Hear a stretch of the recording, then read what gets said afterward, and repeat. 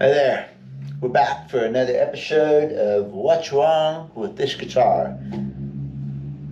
That traffic, something there. These guys got the loudest non-mufflers ever here in Los Alamos. Okay, anyway. So we are looking at three guitars that have issues. I think they're all 70s too, so it's going to be a lot of the same thing. This one is a D-18. Yeah, it's a D-18. Best part about this guitar? Woo! Sunburst. Man, that's a pretty one. 369. Really? 360. 360. I was going to go 369, the Goose Strength one. Okay. This just got all the 70s things. It's getting tuners. It's got the roughed out nut in it already. The frets were good. I didn't have to do the frets. Took the neck off. It needs a neck reset. It's getting a new bridge. Madagascar rosewood, I think. Yeah, it looks like a Madagascar rosewood. Bridge had to get scooted backwards, and that's what it looks like on a sunburst. It doesn't look too bad. It'll look a lot better when it's got strings on it and everything. Braces are getting scalloped. Popsicle braces are already out. I made good progress on this one. And what I got to do now is put the neck back on it. These are pretty good neck reset, and those are the pins and stuff rattling around in there. I put the scribe mark right here. I think it needed about 25 thousandths of an inch, something like that. Anyway, this is going to go back together today. I shipped 3 guitars out last week, so I made some actual progress. I'm actually got it down to just 2 stacks of guitars now, and I'm going to put this neck on today, so this is making really good progress. I'm going to hand deliver this one in early June, so I've got a month to finish it up, and we're going to make it. Sunburst is pretty. God, I'd love to have this guitar, really. And nice neck on it, so I'd like to have a sunburst. All right, let's get the next one. 70's D-18 serial number 312. Okay, first time I've looked at this one. The guy that owns this owns the D35. I think, oh yeah, he owns those 2 guitars I did a while back with the great big massive huge bridges on them. Yeah, he owns both of those guitars. And so the D-18 here is the 3rd one that he sent me, and he promised me that the bridge would look good. And yes, the bridge does look good. It's even stuck on. The saddle, however, is a different story. Let's look at the saddle real quick. Let's see if we can get it on camera. The saddle is leaning really bad. Poorly fit saddle. You know, anytime you have a saddle like that doesn't fit perfectly, and everything else is good, you know, just take it out and put some thin super glue on the front of it to hold it backwards, and pad it up a little bit, and you know, it'll hold the saddle up. It's a lot better than having it lean forward. It'd be nice, yeah, it'd be nice if you could make a new saddle every single time one doesn't fit good, but in reality, you know, sometimes the saddle shot's got a little wiggle to it or something like that where it's not going to fit. Don't hesitate to just take a little bit of super glue, put it on the front of the saddle, let it dry, sand it to fit, and get a nice snug fit. A snug fit is much better than having it lean like this, because it's going to lean forward. Your gap is always going to be in the back. That's going to affect the intonation. And by putting the glue in the front, you keep that saddle backwards. Okay, you're not gluing it in, you're just using the glue to pad it. All right, let's look at this guitar. It's got a different bone nut on it. First thing we're going to check, naturally, being the 70s, is we're going to check the intonation. And here's my magic stick. It's got the marks on it right there. We're going to put it in the middle of the 12th fret. And we're going to bring it back here, and it's 1/8 of an inch off. So, we're going to have to move it. I'll bring the camera over in a minute. Yeah, it's 1/8 of an inch. 1/8 of an inch. You know what? the way that saddle is leaning, the top of the saddle is coming forward. This one might not be real terrible bad.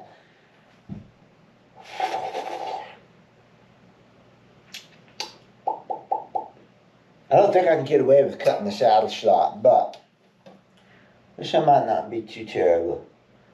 This shows it's 1/8 of an inch off. Let me check that again. I mean, I know it's off. I'm just wondering. No, it's going to have to be scooted. Just a little though. Yeah, it's 1/8 of an inch. It's going to have to get scooted. So that's so typical of the 70s.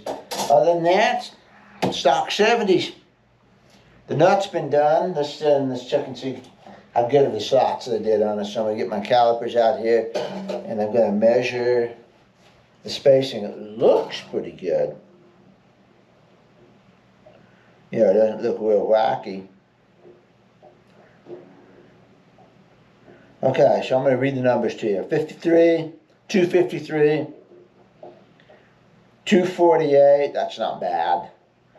265, so 10 thousandths of an inch bigger there. 261 and 265. So your worst offender is between the A and the D, which are really tight. If you move the D over, they wouldn't be too bad. So let's look again. 257, which is what I set my calipers at. I set my calipers at 257 when I do it now on these. So 257, 251, 265, 262, 267. Yeah, they're all wonky. So I was hoping I could move the D over, like fill this in with a piece of bone, move just the D over, and it would fit the rest of them. But this pair and this pair, they're also off a little bit. So I don't know. Probably make a new nut. Might just move the D. Let's see. Because I could also space the E out. No, I can't. Yeah.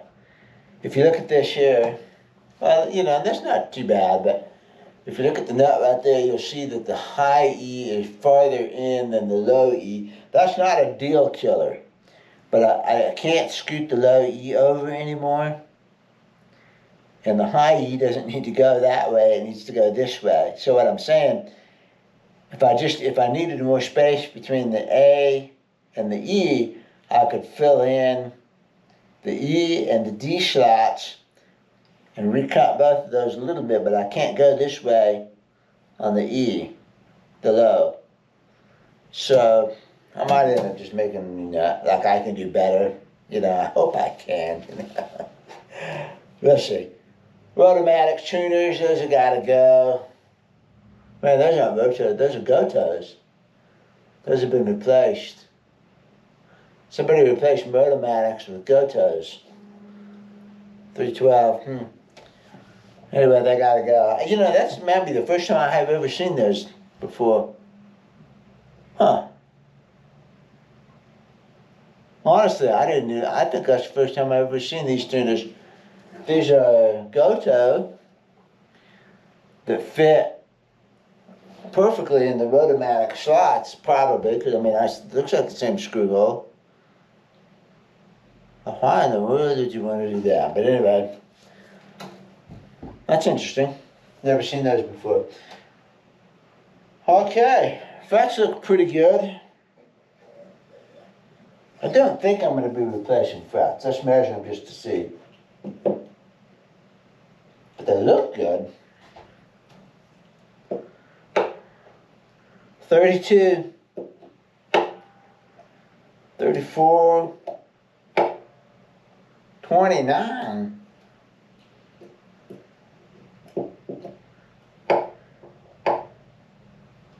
No, 33, that's better. Gosh, they're just right on the cusp. 32, they're right on the cusp of being too low. They look nice, you know, the crowning is good and everything, but they're just a little bit low. Too bad. Wish they were worn a little bit more. Smart money would be to replace the frets with Evo while the guitar is here. You know, if it was a local customer that could drive the guitar over. I would tell them to play it for another couple of years and replace it, but shipping costs $100 each way. And so the smart thing to do would be to replace the frets with full height fret. Full height frets are going to be a good full 10,000ths of an inch taller than this. That means 25% taller. And you know, you're going to get a better bite, you're going to get easier playing, a better grip, everything is going to be better. So I know it's money, and I'm the most frugal person in the world. I'm the most frugal person in the world, and I hate spending money. But the smart thing here is going to be to replace those frets, and I would probably replace them with Evo, so that we'd be done with them forever and ever and ever.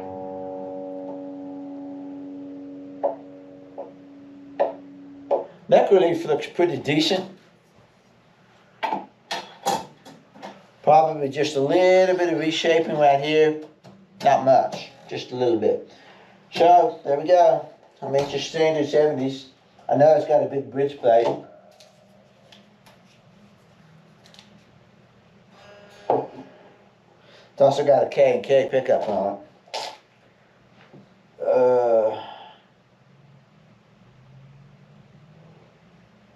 The ball's a little bit too close to the pins though.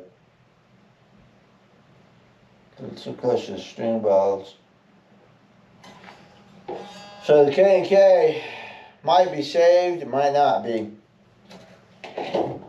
I'll try. I'm about 75, maybe 60%. Yeah, I'd say 60%, 2/3. I'm about 60% successful at saving K&Ks by pulling them off, and then I break the other one. Pit guards on here, it's not a perfect fit on the rosette. Doesn't look real great on the rosette here, but it's a nice looking pit guard, but I'm not going to mess with it. So, tuners, not frets. I know it needs a neck reset, especially after I get done.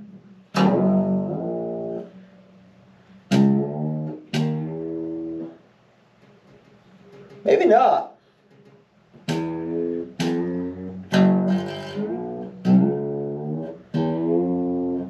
I might not need an neck reset. That saddle is pretty tall, and action's not too bad.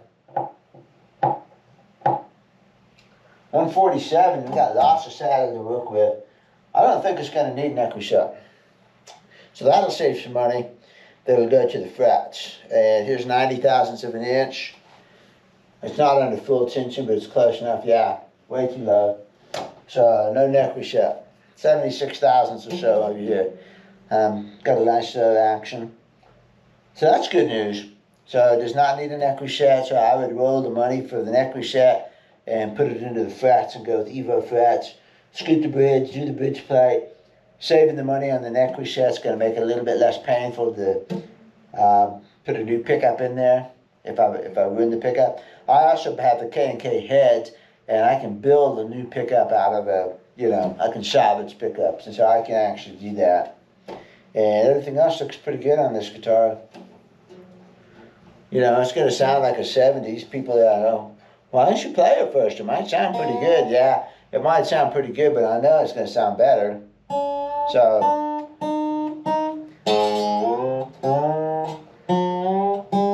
it's not. In other words, the bridge has got to be scooted.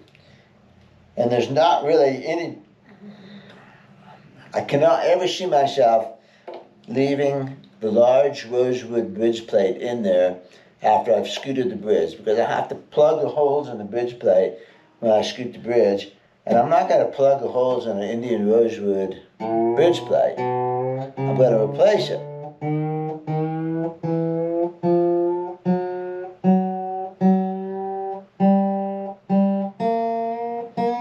By the time I've replaced the bridge plate, we've modified the guitar. And I hate heavy tuners.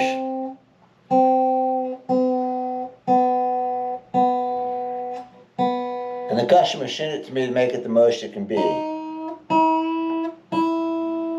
So I really honestly don't even care how it sounds right now.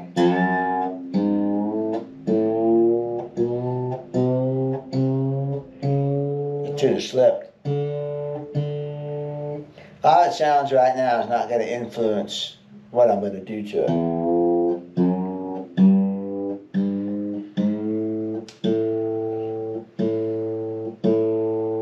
In other words, I'm going to do what I want to do to it, and then I'm going to tweak it from there. But we have to get it all the way up here first, or I'm not even going to bother tweaking.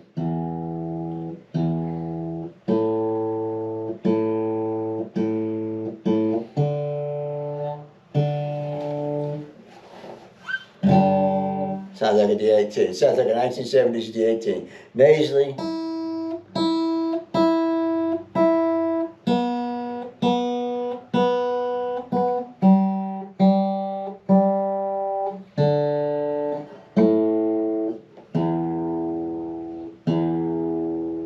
Nasally and dull bass. I mean, you can hear it.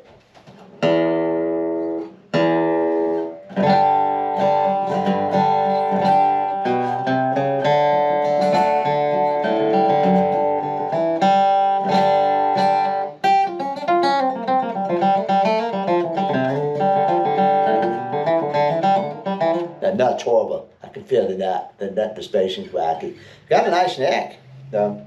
It's gonna be a good guitar when I get done with it. But right now, it just sounds, you know, sounds like a 70s D-18. It's not exciting. It's just adequate. We're gonna make it exciting. All right, next guitar.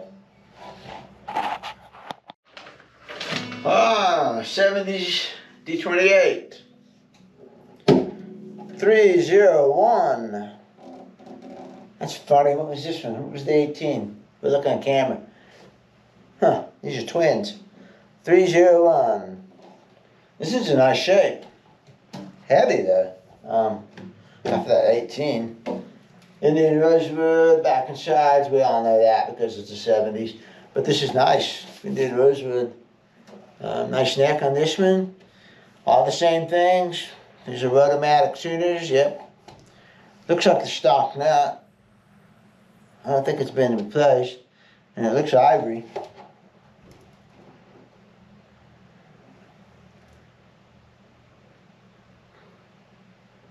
Might be plastic, I don't know. It doesn't look like plastic right off the bat though. Frets are really worn on this one. It's got no saddle. No saddle, none at all. Zero saddle. You can take that string and flop it back and forth across there. Alright, what else? Action on this one. Pretty high. Intonation.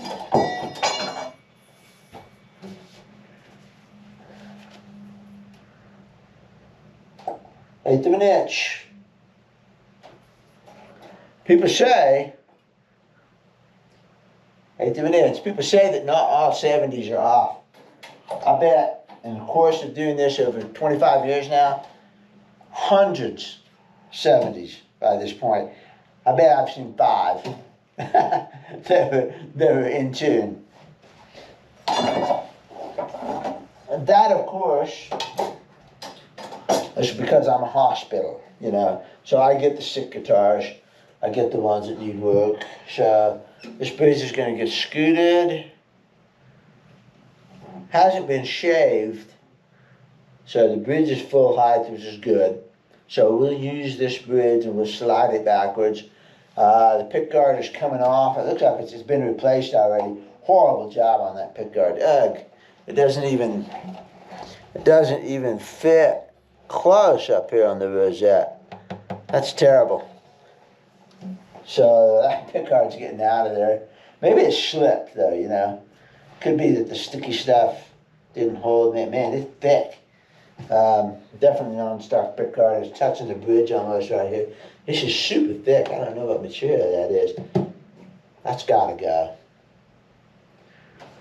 No cracks in the top, man. It's in good shape for early 70s. Yeah, it's nice. It's in really good condition.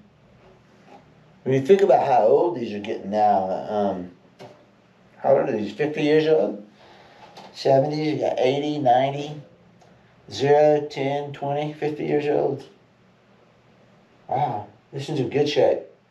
It's a shame I have to scoot the bridge because it's going to be a scar, but maybe it won't be too bad underneath. And let's see, not much choice. I could shim the neck out, but I don't know. I'd rather scoot the bridge. So, all right, let's see what the owner says. He wants done. Equity shot, check. New frets, check. Move the bridge, check.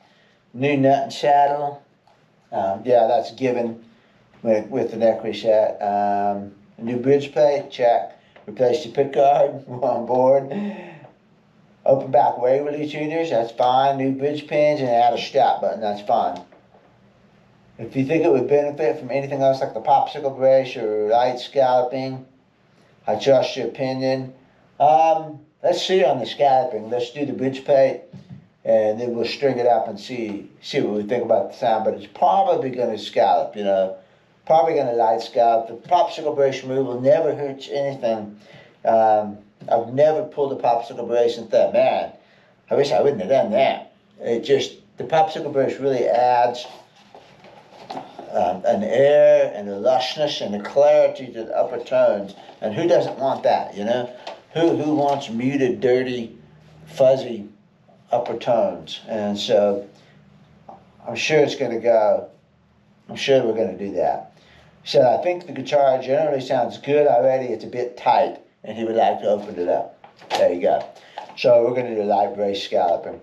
Going to be traveling to Santa Fe this summer, and he'll plan on picking it up. Yay!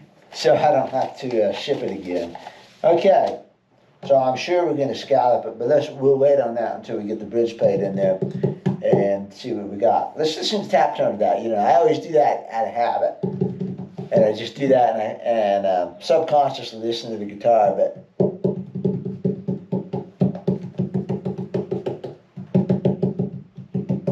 yeah, it's a good tone. It's resonant, and but you know there's some good sound in there. That's a little dead because of the bridge plate, but out here on the wood, it's nice. I like the variety of tones, see?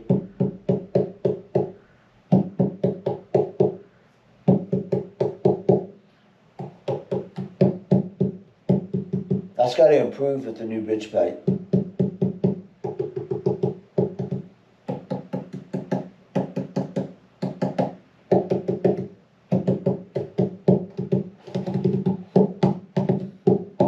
I like it. It's just, you know, it's drummy. It sounded good. Let's do the back.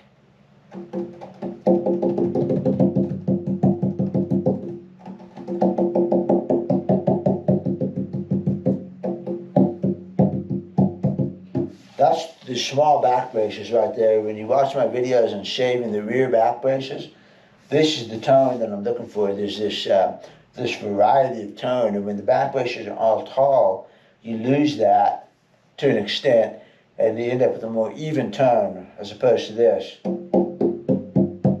Well,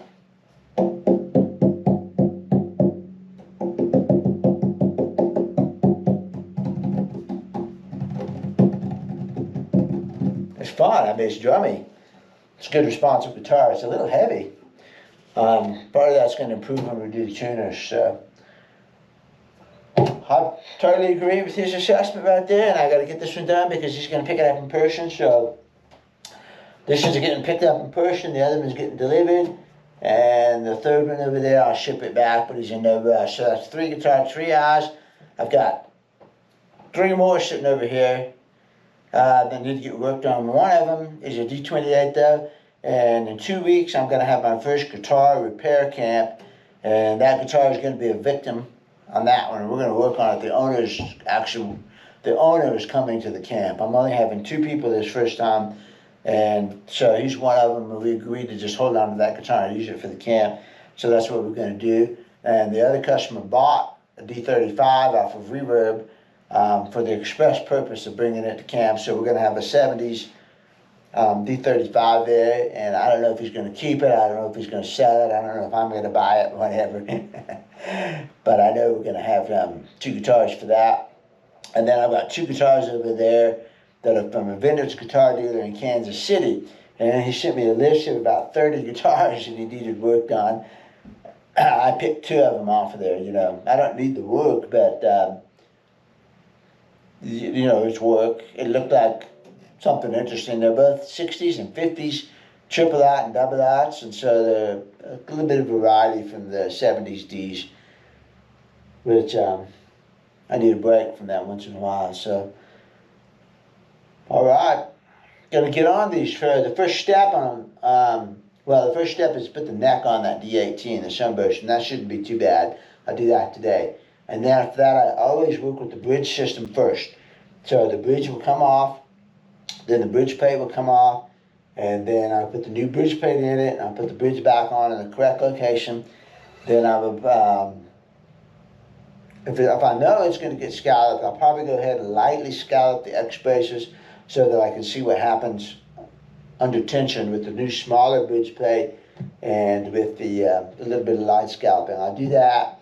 I'll do the frets, I'll do the tuners, I'll do the nut. And then I will string it all up, and then I'll see how much neck reset it's going to need. If it needs neck reset, that one's not going to need it, but this one is. Then I will see how much neck reset, and then I take the neck off and do the reset. I charge you to do everything before I do the neck reset. And I start with the bridge system first, and get everything correct there, and then do the frets, the tuners, the nut, everything on the neck end. Usually the popsicle brace, if I know that I'm going to do that.